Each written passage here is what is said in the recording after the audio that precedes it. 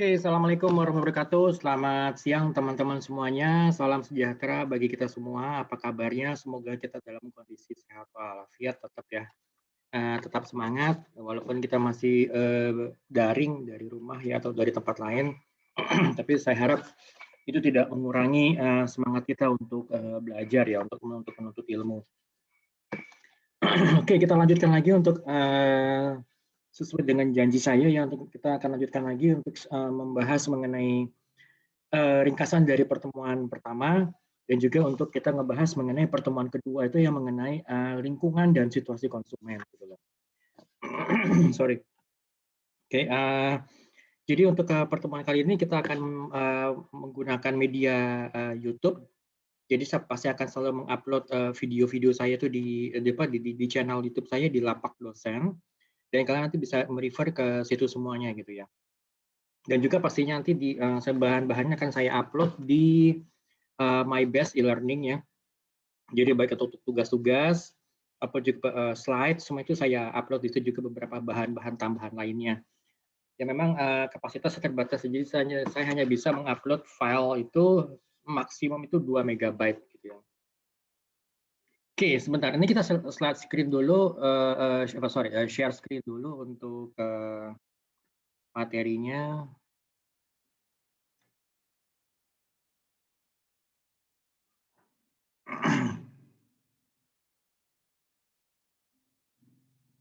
Oke, ya bisa.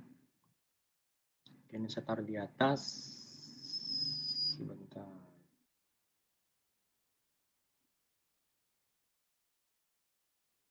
Oke, sedikit membahas untuk yang pertemuan itu ya, dari pertemuan pertama yang belum saya bahas secara secara keseluruhan.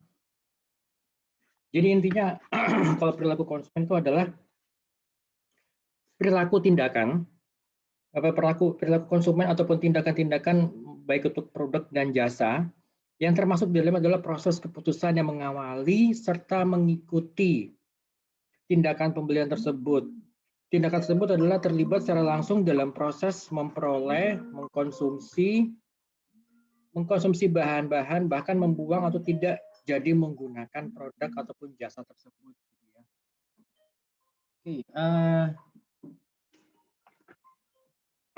oke. Nah, kalau kita lihat di sini ada beberapa pengertian kalau dari menurut Engel, Blackwell, and Minyard. Itu udah.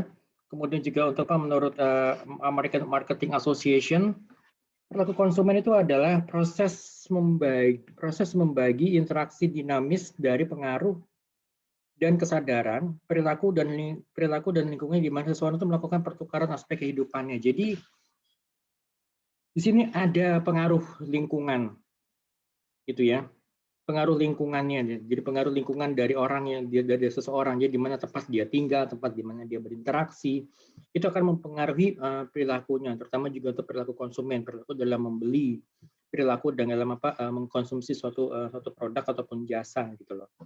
Nah, kalau menurut Mowen, perilaku konsumen merupakan aktivitas ketika seseorang mendapatkan ataupun mengkonsumsi atau membuang barang dan jasa pada saat proses pembelian. Oke, ini juga sama. Kurang lebih sama. Oke. Oke, kita lihat lagi sini beberapa jenis perilaku konsumen, baik sifat rasional ataupun juga irasional. Jadi ini perilaku konsumen yang sifatnya rasional itu lebih kepada dia memilih barang sesuai dengan kebutuhannya. Gitu kan. Jadi memilih barang sesuai dengan kebutuhannya, barang-barang yang dipilih memberikan kegunaan yang sifatnya optimal gitu. Memilih barang yang harganya sesuai dengan kemampuan. Jadi dia nggak akan misalnya kalau dia hanya butuhnya smartphone, ya dia akan membeli smartphone gitu loh. Misal dan dengan kemampuan misalnya ya dia hanya memiliki budget 5 juta, ya dia akan membeli smartphone dengan budget yang maksimal 5 juta, nggak akan lebih gitu loh. Walaupun misalnya ditawarin beberapa fasilitas, misalnya fasilitas kredit, fasilitas bayaran cicilan dengan DP 0% atau apapun itu, tetapi dia nggak akan bergeming. Dia hanya mau mencari smartphone dengan harga maksimal 5 juta. Kalau bisa dia bisa mendapatkan smartphone yang dia butuhkan itu dengan harga di bawah 5 juta gitu kan. Oke, itu perilaku irasional. Untuk perilaku konsumen yang sifatnya irasional. Jadi sangat cepat tertarik dengan iklan dan juga promosi di media cetak maupun media elektronik. Ini sifatnya irasional. Kemudian juga memilih barang-barang yang bermerek ataupun branded yang sudah dikenal luas. memilih barang itu berdasarkan gengsi ataupun prestis gitu loh. Ya itu, jadi sifatnya adalah merupakan irasional. Jadi kebalikannya dari yang rasional tadi gitu loh. Nah, kemudian juga untuk ada beberapa poin untuk mengenai pembentukan perilaku konsumen. Kita lihat sini step-stepnya, misalnya apa? Dari mulai pengenalan masalah, kemudian dia mencari informasi, mengevaluasi alternatif, kemudian dia memutuskan untuk membeli sampai kepada evaluasi pasca pembelian. Nah, untuk pengenalan masalah, seorang konsumen melakukan pembelian untuk produk-produknya itu, pembelian produk ataupun kebutuhan atau produk jasa untuk memenuhi kebutuhannya itu, dan juga untuk menyelesaikan keperluan, masalah dan juga kepentingan yang dihadapi. Jadi membelikan pembelian itu dengan atas dasar kebutuhan, juga untuk memenuhi keperluannya, untuk menyelesaikan masalahnya gitu loh. Oke, kemudian tanpa ada pengenalan masalah, kalau misalnya kita nggak bisa mengenali masalah, maka konsumen juga nggak akan tahu kira-kira produk ataupun jasa apa yang akan dibeli, produk ataupun jasa apa yang dibutuhkan gitu loh. Misalkan dia punya masalah atau masalah mengenai masalah kesehatan, dia juga harus tahu masalah kesehatan apa yang lebih detailnya. Oh, misalnya dia masalah apa untuk masalah mengenai daya tahan tubuh. Nah, dia akan mencari produk yang bisa memenuhi kebutuhannya dia mengenai masalah untuk bagaimana dia bisa meningkatkan daya tahan tubuh gitu loh. Itu. Kemudian untuk pencarian informasi. Pencarian informasi ini dia konsumen juga akan aktif mencari tahu bagaimana cara menyelesaikan masalahnya. Jadi dia bagaimana dia bisa bagaimana dia bisa mencari sumber-sumber informasi dari mana sih supaya dia bisa mendapatkan supaya dia bisa memecahkan masalahnya itu gitu loh. Informasi ini bisa diperoleh dengan melakukannya dari diri sendiri, dari internal sendiri maupun juga dari orang lain eksternal, sharing pengalaman dan juga lain sebagainya dengan menggunakan sarana teknologi. Oke, jadi misalkan tadi dengan masalah daya tahan tubuh, dia akan mencari informasi bagaimana supaya kira-kira kalau saya mencari informasi mengenai cara-cara untuk meningkatkan daya tahan tubuh bagaimana gitu, produknya apa yang cocoknya, itu dia akan mencari dulu. Baik dia mungkin mencari dari mencari secara mandiri dari dia sendiri maupun juga dia minta bantuan dari orang lain gitu loh. Katanya misalnya ke apotek atau ke dokter atau nanya ke teman yang sudah punya pengalaman. Nah, kurang lebih seperti itu. Kemudian juga next-nya keputusan pembelian. Proses selanjutnya itu konsumen atau akan melalui proses yang disebut dengan pembelian.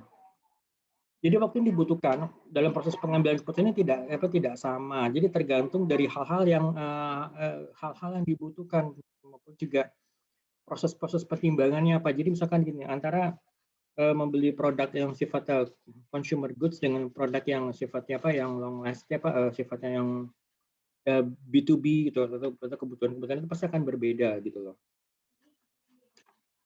Oke, nah kemudian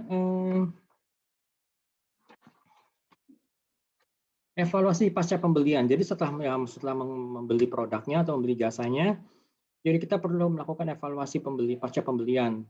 Evaluasi ini mencakup pertanyaan-pertanyaan yang mendasar seperti apakah barang ini sudah sesuai dengan harapan, sudah tepat guna enggak? Apakah pelayanan itu mengecewakan atau tidak? Dan juga beberapa poin-poin lainnya. Jadi ini akan timbul sikap kepuasan maupun juga ketidakpuasan atau kecewa ataupun tidak kecewa. Jadi ini berdampak pada pengulangan pembelian barang. Jika barang ini memuaskan dan tidak mengecewakan, konsumen akan mengingat serta mengulangi pembelian dan juga sebaliknya.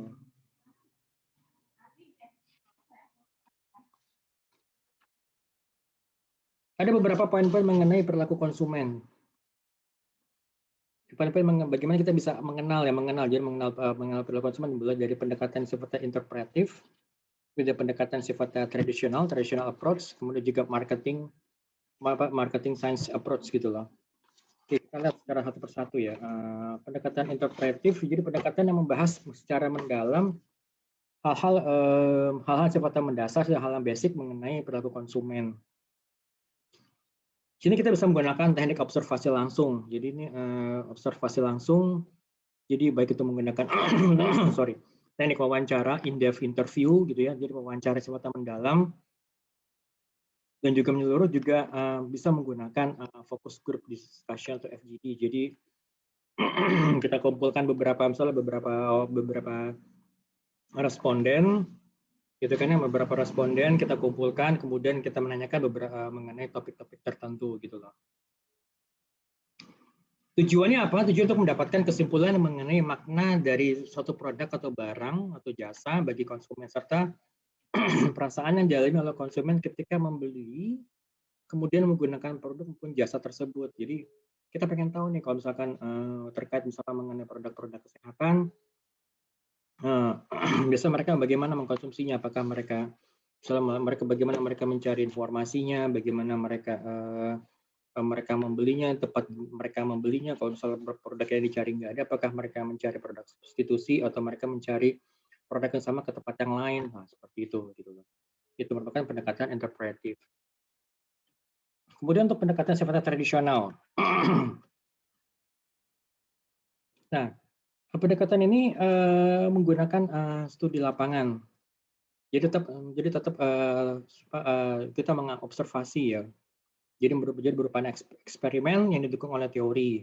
Ada juga sini menguji hipotesa penelitian yang berkaitan dengan teori-teori. Jadi kita membuat teorinya terlebih dahulu, kemudian kita menguji teori tersebut gitu loh.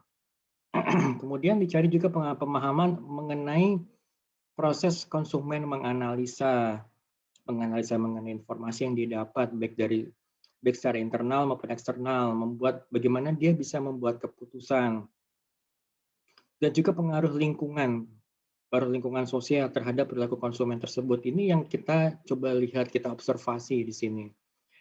Dan ini tujuan untuk mengembangkan teori dan juga metode yang relatif, ini menentukan mana yang akan digunakan dan menjelaskan perilaku konsumen serta pembuatan keputusan konsumen. Nah, dari sini kita bisa tahu bagaimana bagaimana konsumen itu membuat sebuah keputusan gitu loh. Gitu kan.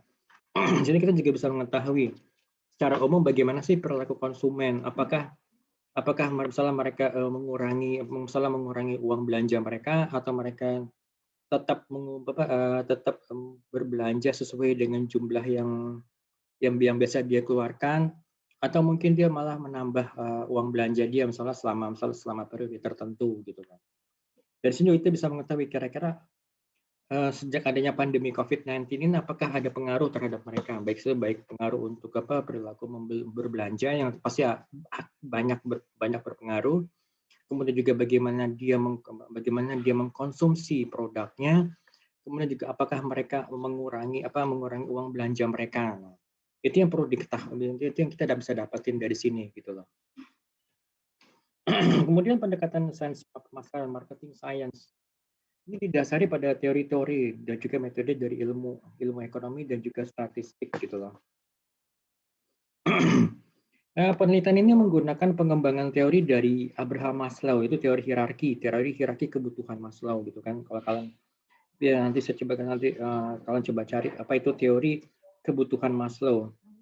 Teori ini berisi mengenai hierarki kebutuhan manusia gitu ya, mulai dari kebutuhan primer, kebutuhan sekunder, kebutuhan tersier gitu, kebutuhan sandang, pangan, papan gitu kan. Yang kemudian diuji coba dengan menggunakan metode ilmu matematika, jadi dalam hal ini ilmu statistik gitu ya. Pendekatan ini dilakukan untuk memprediksi moving rate analysis atau pengaruh strategi marketing terhadap pilihan dan juga pola konsumsi itu. Oke, kalau sampai sini ada yang menanyakan, silakan nanti kalian bisa tanyakan di grup ataupun menanyakan ke Japri, ke saya ya.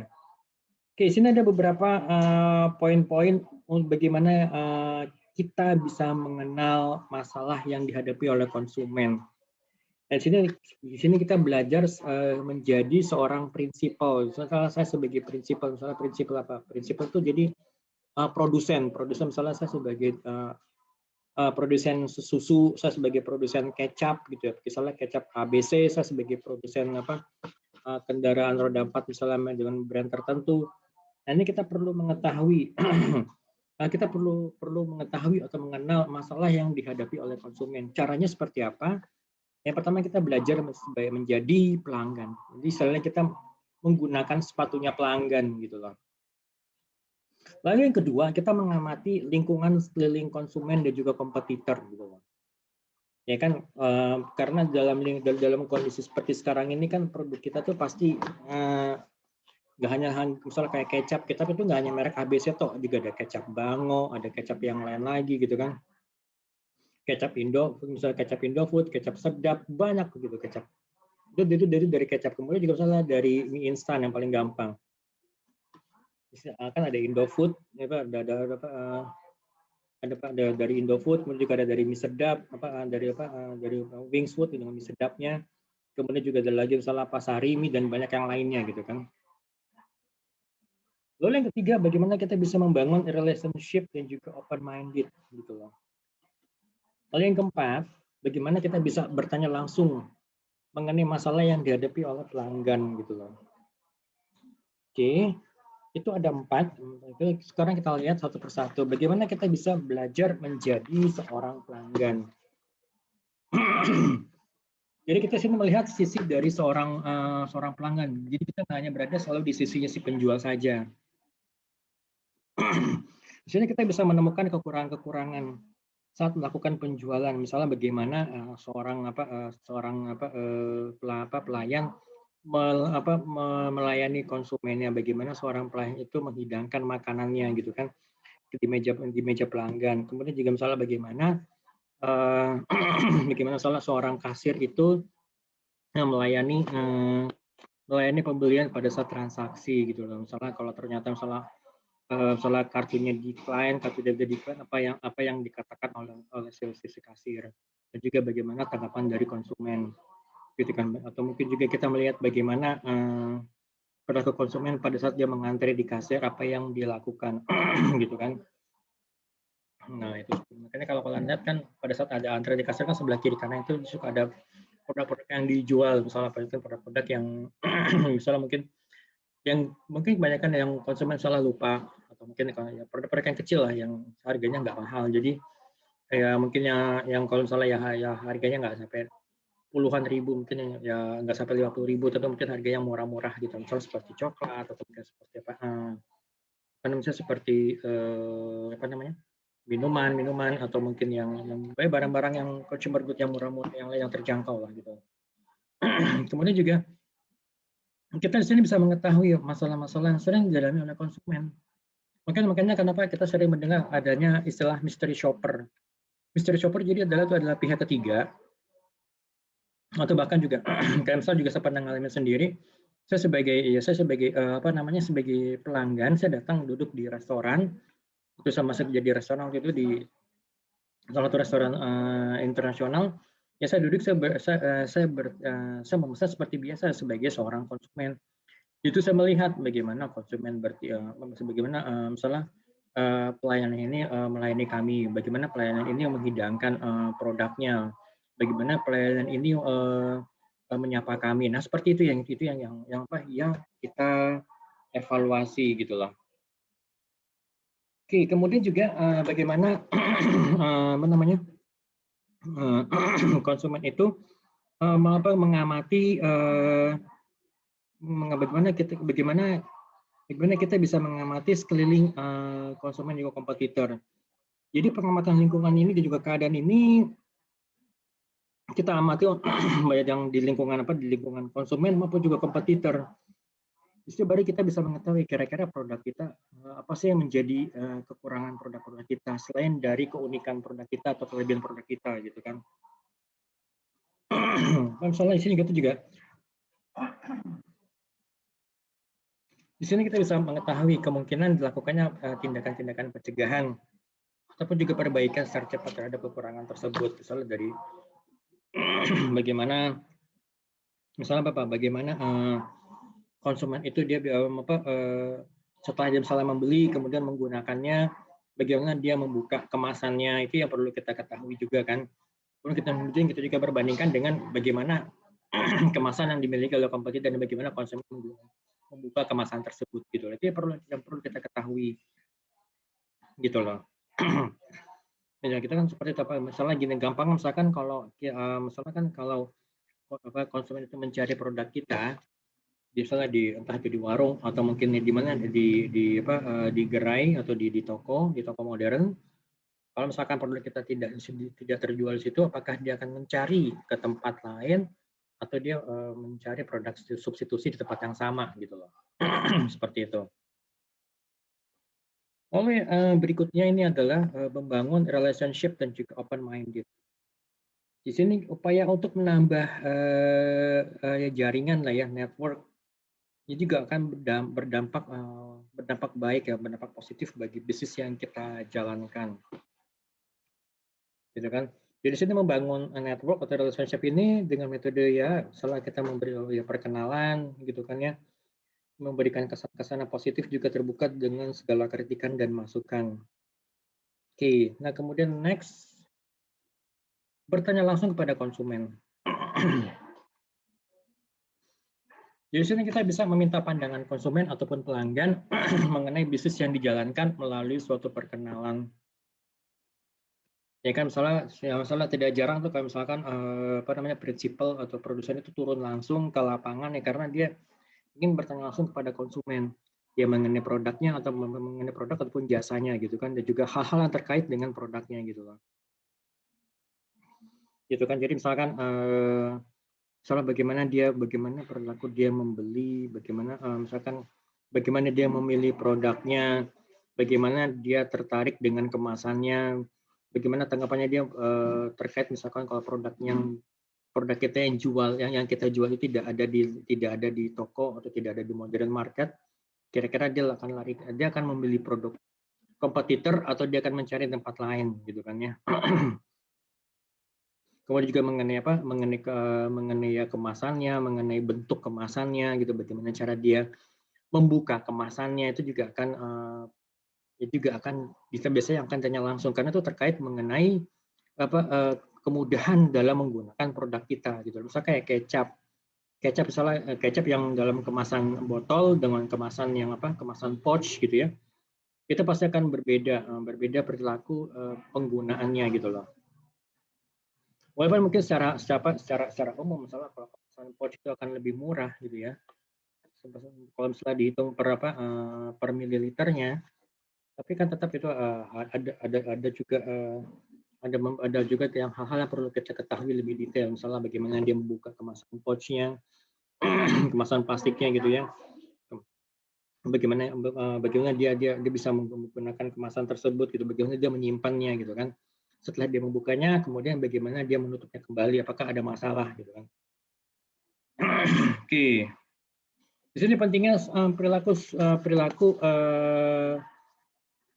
pentingnya kita mempelajari perilaku konsumen atau consumer behavior gitu loh.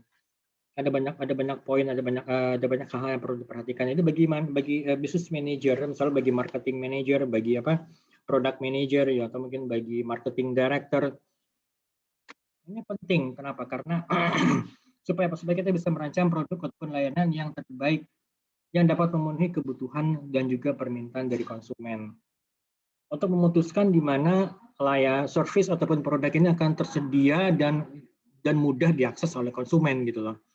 Ya tadi seperti yang saya bilang, kalau misalkan dia cari di toko modern nggak ada, apakah dia mencari ke tempat lain? Kalau misalnya dia cari ke tempat lain, dia carinya kemana? Cari ke warung terdekat rumahnya kah? Atau mungkin dia cari misalnya di warung modern lainnya gitu loh. Misalnya dia cari misalnya ke Indomaret, di Indomaret nggak ada, apakah dia cari misalnya ke warung sebelahnya, misalnya ada Alfamart, gitu seperti itu. Atau mungkin dia cari ke warung dekat rumahnya dulu, misalnya dia mencari apa misalnya dia mencari air minum dalam kemasan merek Aqua, kalau misalnya dicari di warung terdekat yang nggak ada dekat rumah, apakah dia mencari ke tempat lainnya atau dia mencari merek lainnya, itu yang perlu diperhatikan gitu loh. Untuk menentukan harga di mana konsumen akan siap membeli produk dan layanannya, kira-kira ini juga penting gitu loh. Apalagi dengan kondisi pandemik seperti ini, daya beli masyarakat menurun drastis, menurun tajam, ya harga itu berpengaruh gitu loh. Ya kan, jangan sampai karena hanya beda 1.000 2.000 gitu ya, beda bahkan jika beda cuma ratusan rupiah, akhirnya dia beralih ke produk kompetitor gitu kan. Untuk mengetahui metode promosi yang terbaik yang akan yang akan terbukti efektif untuk menarik pelanggan untuk membeli produk. Jadi ini kita perlu mengetahui metode promosinya yang terbaik itu apa gitu, yang terbukti cukup efektif untuk bisa menarik pelanggan, untuk bisa apa ya, bisa menarik pelanggan gitu. Dan juga kita perlu mengetahui atau memahami mengapa, kapan, bagaimana, dan juga apa dan faktor-faktor yang mempengaruhi keputusan pembelian dari konsumen. Kira-kira apa lagi nih yang mempengaruhi gitu loh. Dengan adanya COVID pandemik seperti ini, kira-kira poin-poin apa saja yang mempengaruhi keputusan pembelian dari konsumen gitu kan. Gitu kan. Apalagi misalnya dengan dibatasinya apa mobilitas masyarakat, kira-kira apa yang mempengaruhi mereka gitu loh. Ya pasti di sini kan ya warung-warung atau toko-toko modern yang kecil-kecil yang berada di lingkungan masyarakat itu yang bisa menolong mereka gitu loh. Oke.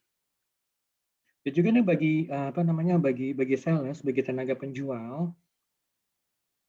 nah di sini menyelidiki dan juga memahami cara konsumen berperilaku sehingga bisa memposisikan produk mereka ke sekelompok orang tertentu atau individu ditargetkan. Misalkan kalau tadi misalnya kalau mau jualan kecap, kalau mau nargetin langsung kepada konsumen, gue jualannya di mana, gitu kan? Si sales juga harus tahu kalau misalkan siapa sih yang membeli kecap biasanya. Walaupun siapa yang membeli kecap, terkadang juga yang membeli kecap siapa, yang menggunakannya siapa, apa sih yang maksudnya yang menggunakan tuh yang menggunakan yang apa kecapnya digunakan untuk apa gitu loh. Dan kemudian juga yang mengkonsumsi kecapnya ini berbeda-beda. Kalau misalnya gini, saya yang beli kecap, kemudian juga nanti yang mengolah makanan itu misalnya asisten rumah tangga saya di rumah, kemudian nanti yang misalnya mengkonsumsi kecap ini bisa siapa? Misalnya ya saya, termasuk keluarga saya, istri saya dan anak saya seperti itu. Jadi kalau saya mau jualan kecap di mana? Ya misalnya pasti ya misalnya di warung terdekat dari rumah, baik itu warung tradisional ataupun juga misalnya warung toko modern misalnya seperti Indomaret, Alfamart gitu kan, atau mungkin juga Alfamidi gitu. Gitu. Oke, kemudian kita lihat lagi faktor-faktor yang menentukan perilaku konsumen ini. Ada 4 faktor, baik dari sisi budaya, dari sisi sosial, dari sisi pribadi, dan juga dari sisi psikologis gitu ya. Budaya itu pasti pengaruh. Gitu. Misalkan kayak budaya, misalnya seperti kayak misalnya di Jawa Tengah, di Jogja terutama.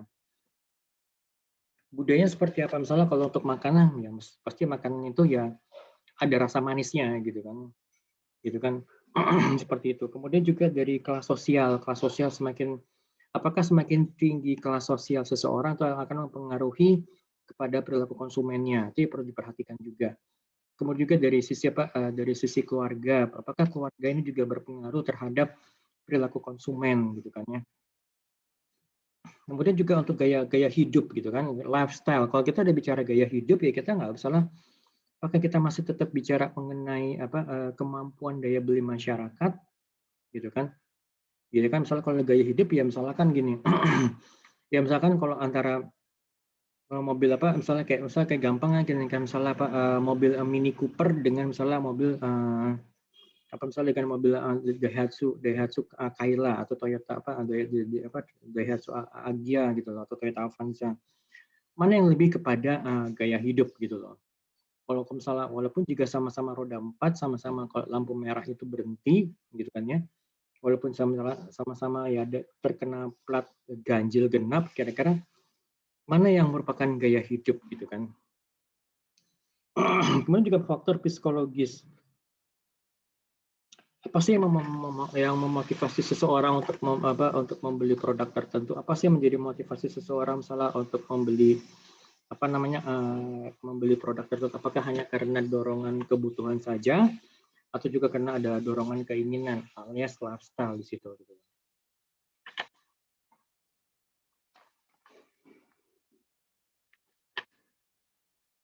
So, kita lihat sini untuk faktor yang pertama adalah faktor budaya.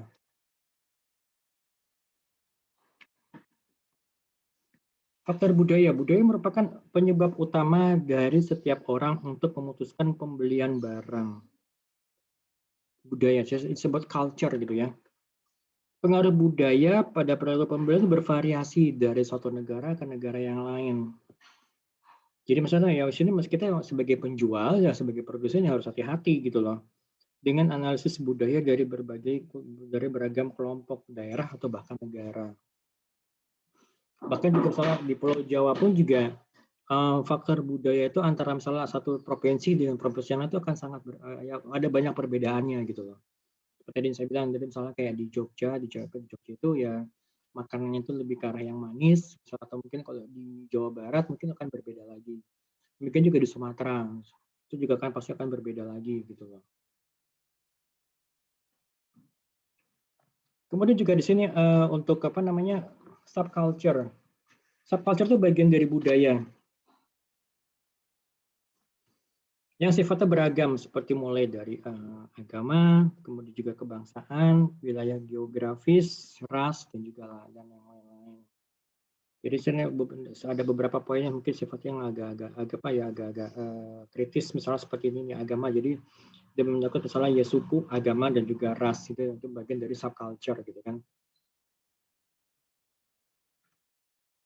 Jadi ini ada beberapa kelompok pemasaran yang menggunakan kelompok-kelompok ini untuk membuat segmentasi pasar berdasarkan subculture. Misalkan kayak apa namanya? Sekarang juga kita lihat kosmetik juga itu sudah menggunakan logo halal kosmetik ya, kosmetik. Jadi ini karena sini karena produsen melihat pada bagian dari subculture-nya gitu loh. Dan nanti tentunya akan lebih mudah lagi untuk supaya tim marketernya itu untuk bisa melakukan segmentasi. Jadi misalkan kalau apa namanya kosmetik yang sudah menggunakan logo halal ini bisa menargetinnya kemana? Gitu kan. Kemudian juga di sini kelas social class.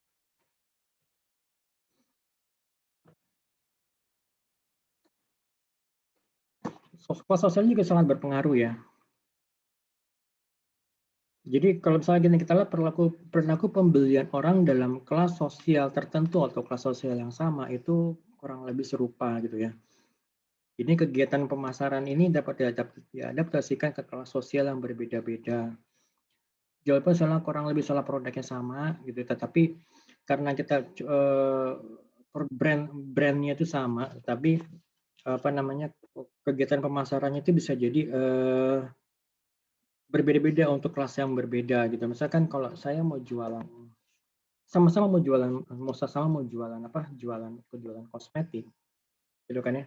Tapi mungkin kalau saya melihat pada kelas sosial tertentu, misalnya kelas sosial yang tinggi, pasti sekarang jualan kosmetiknya itu di mall atau di plaza. Tapi kalau misalnya saya mencoba menyasar ke kelas sosial yang di bawahnya yang rendah, ya mungkin saya bisa menggunakan tenaga direct selling gitu loh. Soalnya saya langsung mendegaskan tim direct selling ini untuk misalnya datang ke rumah atau datang misalnya ke arisan-arisan ibu-ibu gitu kan ya. Itu bisa jadi kita bisa lakukan seperti itu gitu loh.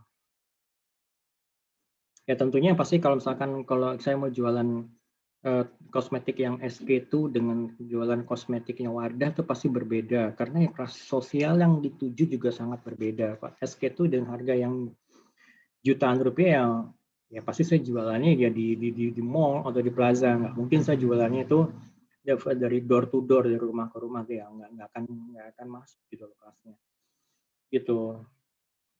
Oke, kemudian juga untuk kelompok referensi. Kelompok referensi ini memiliki potensi untuk pembentukan sikap atau perilaku individu. Dampak daripada kelompok referensi itu bervariasi di seluruh produk dan merek. Oke, ini kalian bisa baca sendiri. Oke, sekarang kita pada keluarga.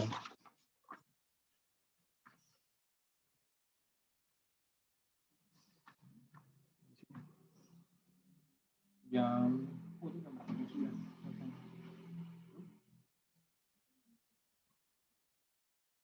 ya udah bisa di sini.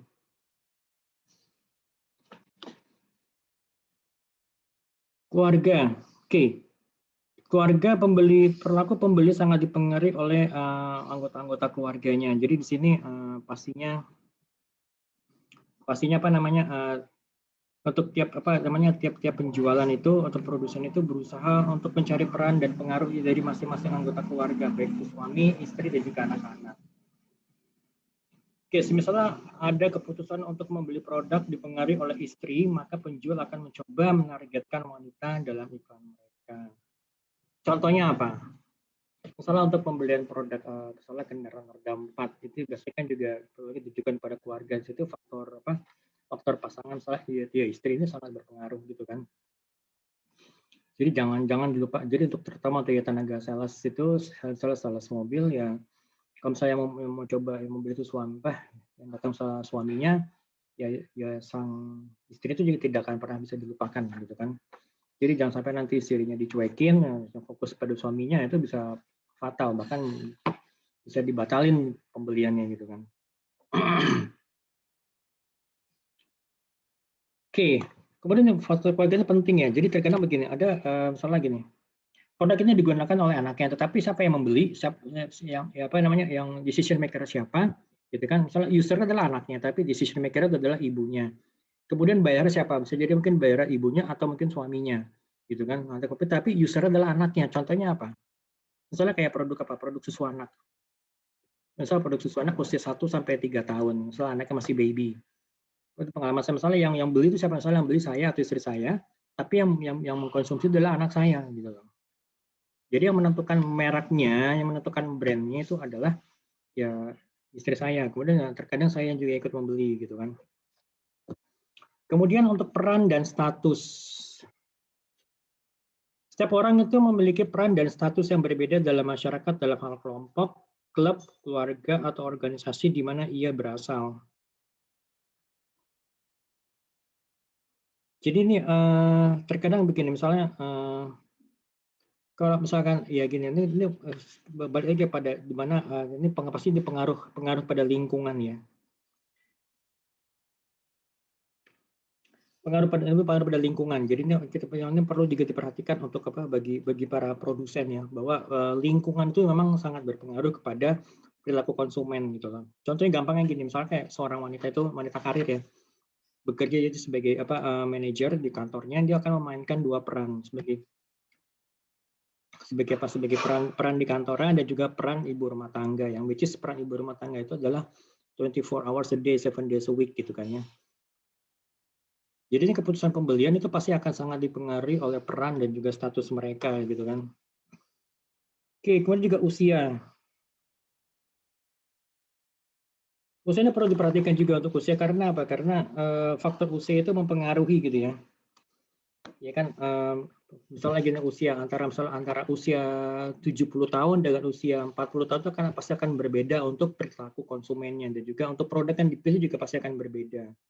Misalnya usia 40 tahun yang mungkin dia masih memikirkan untuk masa depan keluarganya, masa depan anaknya, mungkin misalnya memilih produk-produk, misalnya produk-produk asuransi kesehatan atau asuransi pendidikan untuk anak. Tapi kalau misalnya usia 70 gitu kan, kadang-kadang dia masih mikirin itu nggak? Pasti dia mikirin ya untuk keperluan ya, udah nggak mikirin asuransi untuk anak ya, karena apa? Anaknya udah anaknya udah dewasa, udah usia 30 tahun, udah usia kerja gitu kan. Nah, jadi apa? Jadi usia dan siklus hidup memiliki dampak potensial pada perilaku pembelian konsumen. Jadi konsumen akan selalu mengubah pemilihan barang ataupun jasa itu dari waktu ke waktu gitu loh.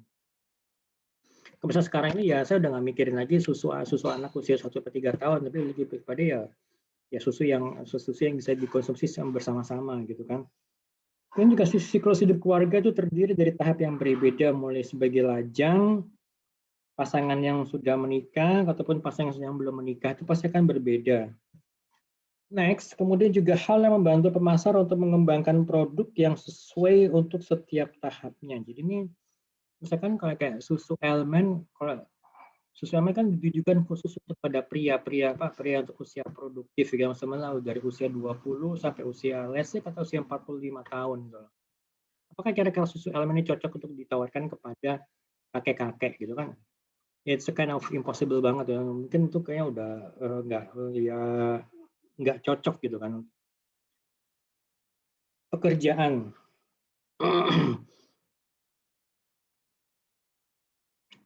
Pekerjaan ini pasti juga berpengaruh kepada kepada perilaku konsumen, pekerjaan dan juga penghasilan gitu ya. Jadi namanya pekerjaan, jadi misalnya semakin tinggi posisinya seseorang, ya pasti itu akan mempengaruhi juga kepada perilaku yang berbeda dengan pada saat dia masalah penghasilannya masih sedang-sedang aja. Nah, juga penghasilan ini mungkin yang perlu diperhatikan untuk pada saat kondisi pandemi seperti ini, di mana banyak karyawan yang kehilangan pekerjaan ataupun juga mereka masih bekerja tapi gaji mereka dipotong gitu kan ya. Walaupun posisinya tinggi, terus gajinya dipotong 40% itu lumayan lah gitu kan. Kalaupun juga kalau misalnya gaji basic mereka itu tetapi misalnya bonusnya dihilangin, ya udah sama aja kan gaji yang dipotong gitu. Ini yang perlu diperhatikan. Jadi terutama pada di bagian penghasilan. Kondisi ekonomi konsumen itu memiliki pengaruh yang besar terhadap perilaku pembelian mereka. Ya kan? Di mana saat ini ya apalagi misalnya kalau untuk angka tabungan itu bisa dibilang nyaris mendekati angka 0. Jadi semuanya digunakan ya untuk keperluan sehari-hari, juga untuk keperluan untuk bertahan hidup gitu kan. Next, untuk gaya hidup. Hal juga perlu diperhatikan, kira-kira untuk gaya hidup apakah kondisi COVID-19 ini berpengaruh terhadap gaya hidup gitu kan. Jadi gaya hidup konsumen adalah faktor penentu perilaku pembelian konsumen. Mengacu pada cara seseorang hidup dalam masyarakat dan mengekspresikan hal-hal dalam lingkungannya gitu kan. Penentuannya itu adalah minat, opini, dan juga kegiatan yang membentuk seluruh pola bertindak dan berinteraksi pada dunia sekitar. Nah, ini yang perlu diperhatikan.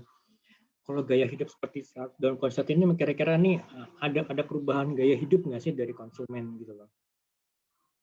Ya kan, misalkan kalau ya apakah tetap konsumen akan tetap mengeluarkan sejumlah uang tertentu untuk bisa mempertahankan gaya hidupnya, sedangkan penghasilannya misalnya dia turun, misalnya karena gaji dipotong, misalnya walaupun dia masih tetap bekerja, masih tetap berkantor misalnya di daerah segitiga Mas Sudirman Tamrin Kuning, tapi gajinya dipotong, kira-kira apa yang harus dilakukan?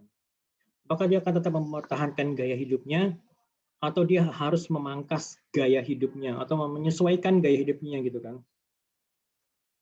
Ya kan, mungkin biasanya dia menggunakan kendaraan roda 4 yang 3000 cc.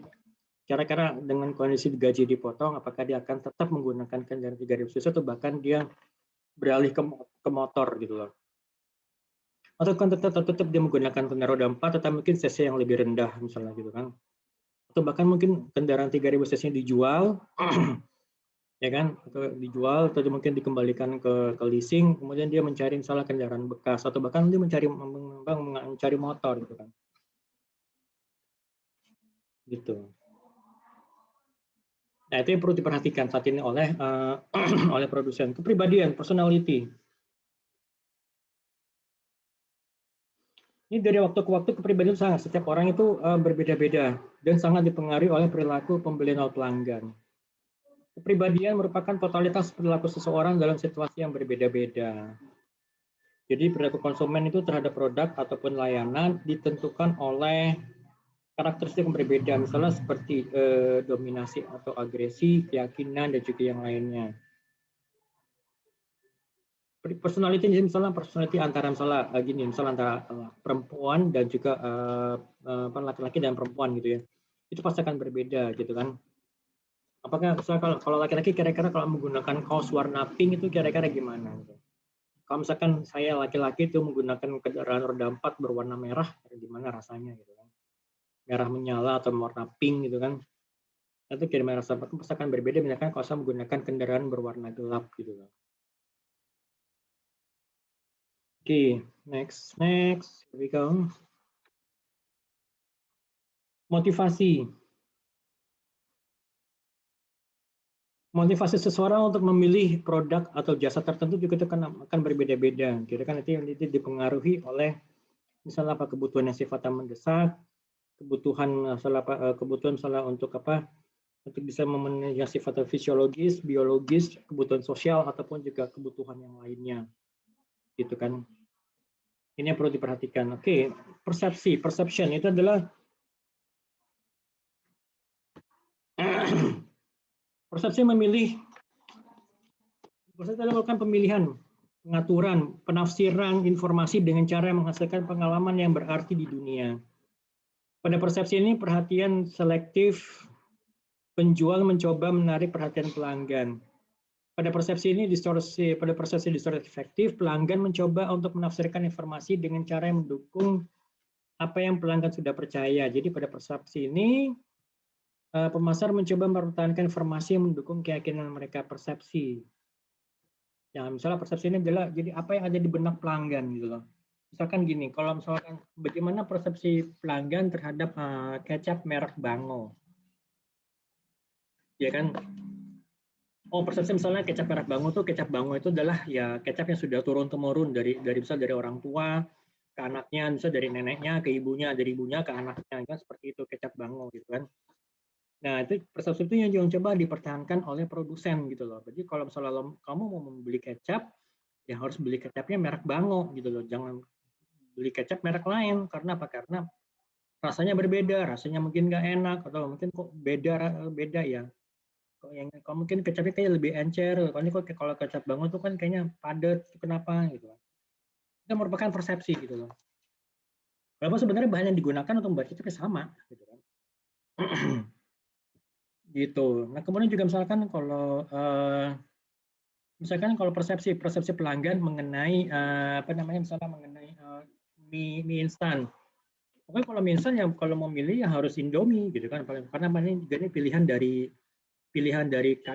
nenek saya dulu pada saat saya masih kecil, kalau mau dibikinin mie instan pakainya Indomie. Ya kan, Indomie rasa kari ayam gitu kan ya. Ya nanti kalau ibunya misalnya kemudian turun ke ibunya, kalau ibunya mau milih mie instan pasti milihnya Indomie juga gitu kan, turun temurun gitu loh. Nah kemudian juga nanti kalau saya mau beli mie instan pasti milihnya Indomie. Kalau mie sedap kayaknya beda deh rasanya, nggak gimana gitu kan. Nah itu merupakan persepsi. Keyakinan dan sikap. Klien memiliki keyakinan dan sikap khusus terhadap produk yang berbeda.